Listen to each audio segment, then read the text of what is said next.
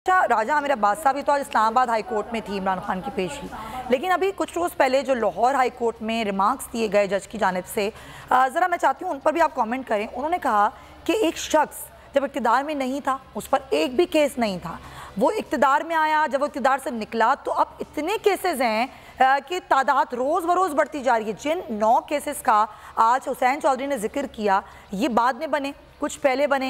Election commission के दफ्तर के बाहर तोड़ फोड़, फिर पेशियों के हवाले से केसेस, फिर इदारों के ख़िलाफ़ बयानात का सिलसिला।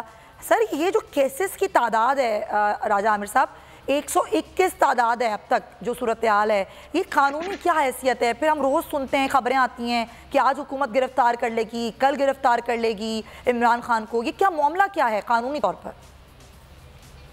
देखिए, ये तो कोई ऐसा मामला नहीं, कोई रॉकेट साइंस नहीं कि इमरान खान साहब पे जो कि 70 साल की उम्र के हैं, 71 साल की उम्र के हैं, इससे पहले उनके जो ये हुई थी ऑपरेशन रजीम चेंज, उनकी हुकूमत ख़त्म हुई थी, उससे पहले ज़िंदगी में कोई केस नहीं था।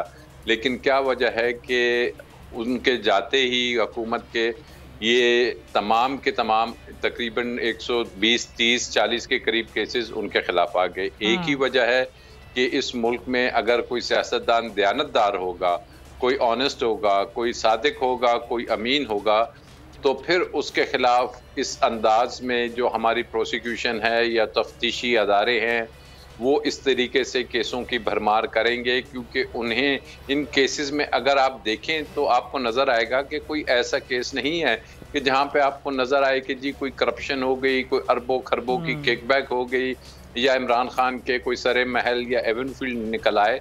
यहाँ सिंपली ये केसेस है कि जी खालिद रांझा को किसी MNA का ड्राइवर अगर गन तान लेता है, इमरान खान लाहौर में बैठे हैं तो इक़दाम कत्ल, ज़िल्ल शाह को उठा के जो कस्टोडियल टॉर्चर में अगर उसके खिलाफ मर्डर होता है तो उसको इमरान खान पे उसके कत्ल का केस बना दिया जाता है। जुडिशल कॉम्प्लेक्स जहाँ पे इमरान खान साहब की जो केस की हेयरिंग के दौरान जो वाक़या होता है, उसमें उल्टा वो बड़ी मुश्किल से वहाँ से जान बचा के निकलते हैं, केसेस इमरान खान साहब पे बनते हैं। ये तमाम केसेस इसलिए बन रहे हैं कि इमरान खान साहब को जो कह दिया गया है कि जी एक जो सोच है या एक जो फिक्र है जो कहती है कि जी इमरान खान साहब के ऊपर क्रॉस लगा दिया गया है, ये उसी क्रॉस का है, क्योंकि अवाम ने वो क्रॉस नहीं लगाया। ये जितने केसेस बनाते जा रहे हैं, अवाम उसको टिक मार्क करती जा रही है और ये तमाम केसेस रिकॉर्ड का हिस्सा बनते जा रहे हैं।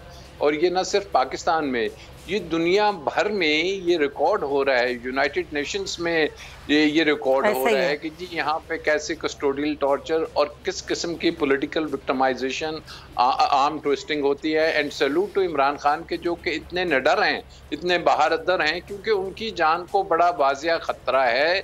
एक वो और उस पर हमारे हुकूमती वज़रा के बयानात हैं राजा आमिर अब्बास साहब, एक तरफ तो उनकी जान को खतरा है, अगर वो हिफाजती तौर पर जिस तरीके से उसका भी मजाक बनाया जाता है, ये बड़ी अजीबो गरीब सूरत हाल है।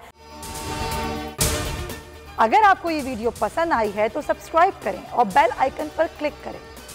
हवाए नफ्स की है हुक्मरानी, लुटेरा कर रहा है पासबानी।